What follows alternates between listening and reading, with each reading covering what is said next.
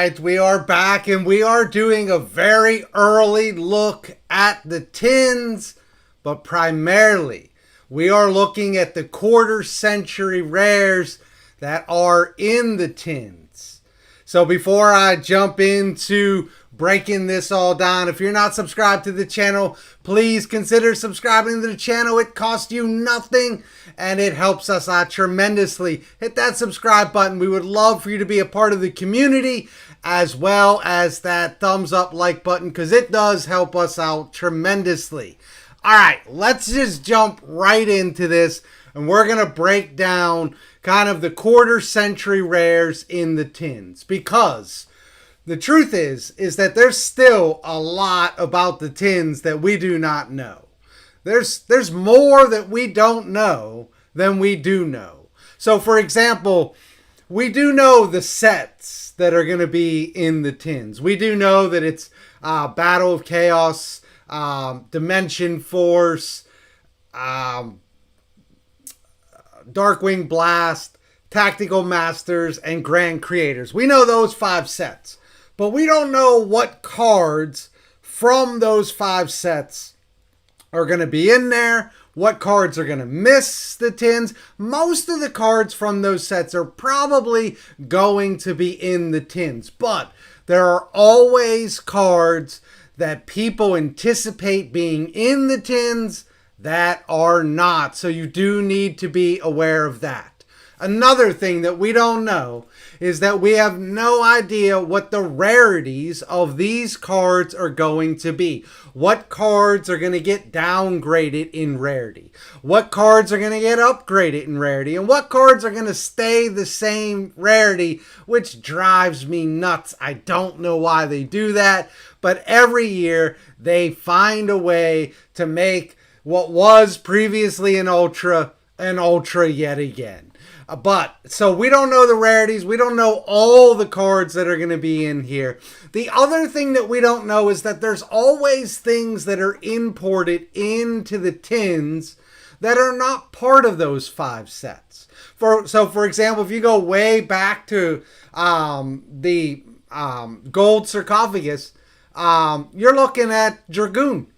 Dragoon wasn't part of the sets that were in the tins. They just imported Dragoon into there, and all of a sudden we had Dragoon, this massive chase card. Same thing if you look 2 years ago, you'll see that the massive chase card was Cross-Out Designator. It wasn't part of those sets. It was brought in from the OCG, put into the tins, and all of a sudden you had a $100 chase card. Now it fell out pretty quickly, but it did start at $100. I sold a lot of them at around $100. So you have that sort of thing. Last year, you had the Ghost Girls. Were all put into the tins. You had Ghost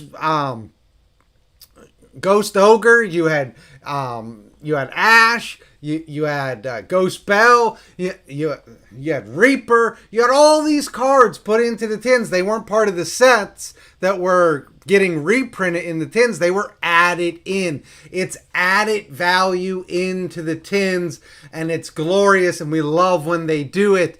We don't know what that added value is going to be. So that's another thing that we do not know about the tins. What we do know about the tins is that we know that promos are back, and you gotta love that. These tins come with a promo, and the promo is a quarter century rare card. And we know what the cards are that are going to be in quarter century rare. There's 16 of them. They are some of the most iconic cards in Yu-Gi-Oh! So they're going to be reprinted in quarter century rare. You're going to get 1 per tin. So that's really cool, and you've got to figure that that there's going to be a decent amount of them because there's 16 of them and 1 per tin. So what are some of these cards? You're getting Red Eyes, Dark Magician, getting Decode Talker, Firewall Dragon, Exodia Head. There's tons of them. Stardust Dragon. Black Rose Dragon, which is the one that I'm really after. And so you've got a lot of these being put into the tin, one in every tin. So the question that I have and that I want to look at is, are these valuable? What is going to be the going rate of these? Well, I think, going back and looking at the quarter century since we've been getting them might be a helpful thing to do. So I'm going to take us over to TCG and I'm going to break down the last 3 sets that we got quarter century rares and the prices, just to give you an idea of why the prices are where they are. That will help us understand what the price should be of these promos in the tin. So bear with me. I'm gonna bring you over to TCG here. All right, so we're gonna bring up TCG. That is not what I want. All right. So you bring up TCG, and the first set that you're looking at right here is the Legendary Collection. And again, you got these quarter centuries as promos. And so there were 6 of them. You remember what they were. They're the 3 God cards, and Red Eyes, Dark Magician, and Blue Eyes. And they were promos in this set. Now, if you look at the price of them, they're pretty cheap. The most expensive one is around $12. The cheapest one is coming in around $6. They're all jammed up in that $6 to $12 range. And the reason for that is they were promos, meaning that you got one in every box. Might have been different, but you got one. And so that drove down the price because the supply was so high. When the supply's high, that takes away the demand because there's a lot of them out there. Now, when you get into the next set, this is when it gets really interesting. This I absolutely love, which is Battles of Legend, Monsters Revenge. This is the best set of quarter century rares. And the reason it's the best set of quarter century rares is, first of all, they were not promos. You had to pull these. And they were 3 per case, roughly. So they were harder to pull than a collector rare, but easier to get than a Starlight. But they were iconic cards. They were cards that everybody knows and loves, but not just iconic cards that are playable. So you're looking at cards like IP and Zeus and Dark Hole and Assault Synchron. Not really iconic on that front, but still very playable card that people really wanted. Super Poly, Terraforming. These were cards that people really love, could put in their deck and could run them. And because of that, the value is high. Look at this value on these cards. Some of these cards, 3 of these cards are pulling 200. Some of them are around 150. Bunch of them are log jammed around 100, maybe 20 more than 100, 20 less than 100. But still really high prices. You get down here, you're looking at 60s and 50s. And these are for the ones that really, a lot of people aren't chasing after. So Battles of Legend, Monsters Revenge had the highest ceiling and kind of the highest floor and mid-range for the quarter century rares, primarily because of the cards that were given that treatment. Now you go over to Duelist Nexus and you look at this next set that came out with quarter century rares, and again you had to pull these, again roughly 3 per case, but they weren't iconic cards. And a lot of them were not cards that people particularly wanted. If you remember from this set, which wasn't that long ago, every Ultra and every Secret was given a quarter century rare. What that did was it made some really good ones, like Revolution Synchron, Crimson Dragon. You know that's my card. I have the quarter century rare for this. I run it in my deck. I love it. Pearly, another one that people were after. The Visas was another one. The Unchained. These were the hits. But when you get down to the bottom down here, and you start looking at, on the next page is the Tistina cards, which that was obviously not a hit. Hopefully they get some great support and those cards do go up. I think they will go up when the next set comes out. But you get down here and you're looking at Fusion, Armament, the Nightmare Magician, even the Draw 2. These cards are all sitting around $40 and under. And this set just came out. They haven't finished falling out. So you've got a lot of kind of what I would call junk quarter centuries. Now, if you're into these cards, I don't mean to offend your cards. They're fine cards, but they don't have that chase and that value behind it that most of the cards from Monstrous Revenge had. There are still some junk quarter centuries in there. The Hydra, which, you know, is a beautiful card. I do think that card will someday see play, but right now it's roughly a $30 card. So, you know, the quarter century rares are all over the place. From Monstrous Revenge being very high to Duelist Nexus kind of mid, and down to Legendary Collection being very low. So where do the quarter century rares from the tins fall? Well, I think they, you know, to be honest with you, I think they fall a lot closer to the Legendary Collection quarter century rares than Duelist Nexus or Monstrous Revenge. Even though they're iconic cards, what they have against them is two things. First of all, most of them are not really playable.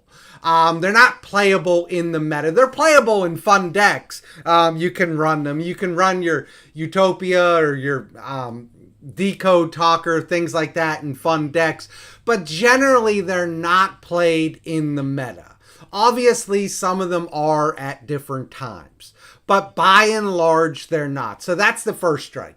The second strike, and the bigger strike they have against them, is once again, they are promos. That is going to flood the market. And when it floods the market, the supply is going to be higher than the demand. And that's the crucial part of why these are going to be relatively cheap. I don't think they're going to fall down as low as Legendary Collection. But a lot of them, let me rephrase that. Some of these are going to hold pretty decent value. Some of these are going to fall down to around where Legendary Collection is, somewhere between $6 to $12. And it all has to do with the fact that there's gonna be a ton of them out there. Remember, this is the thing that you have to remember, is that the tins are like the most open set every year. This set is going to be torn open, especially with promos. So many people are going to be opening up this set. And as a result, you're going to have tons of these on the market. Now, why am I bringing this up so early? I'm bringing it up early because there's already pre-sales out there. There's already people selling these cards on pre-sale, myself included. I've already sold probably about 75 to 80 of these cards already. So we've sold a lot of them. And we're selling them what we think is a reasonable price. That is around $10. Ours are right under $10. I think they're $9.80. That's what we are selling them for. I think that's a reasonable price. But there are people that are selling these for a lot higher, $20, and then they're adding shipping to it. And I just wanted to put a video out here and say, do not buy these quarter centuries at $20. It might seem like a steal, but you have to remember their promos, and you have to remember that the market is going to be flooded because the tins get opened more than any other set. Maybe the Rarity Collection might give it a run for its money this year. But the tins get open a ton. There will be a lot of these out there. Now, are they worth the $10? Are they worth buying on pre-sale? To be 100% honest with you, I think there's a chance that a lot of these are gonna fall under that $10 mark. You're gonna be able to pick up some of these for probably around $5. But $10 on pre-sale to wrap them up early is not a bad price. So I don't think that it's a horrible price. If I were you, I would probably wait. But there are certain ones that you just might want to go in and grab early. We know that the Black Rose Dragon, that is probably one that's going to be a little bit higher. Stardust is probably going to be a little bit higher. Dark Magician, a little bit higher. I would say Red Eyes might pull a little bit higher because the art is... I think it's the better art than you got in the Legendary Collection. There are some of the, for me, Firewall Dragon is a card that I am very much interested in. I think that might stay up a little bit higher. But some of these are going to fall out pretty low. So that's kind of what I wanted to share with you all, is just be very careful on buying pre-sales of the quarter century rares. They're all over eBay. You can just type them in. We're selling them over eBay. But we didn't do this video to sell these cards. We're having no problem selling these cards. We're doing the video so that you don't fall into the trap of buying these cards at way higher prices. To be honest with you, I think $15 is way too high for these. I would shoot for under $10 to get these, and I think it's a pretty decent deal if you just want to wrap it up, be done, and have them and get them as early as possible. Otherwise, I would wait. My name is Todd from Go2 Cards, and I'm out of here.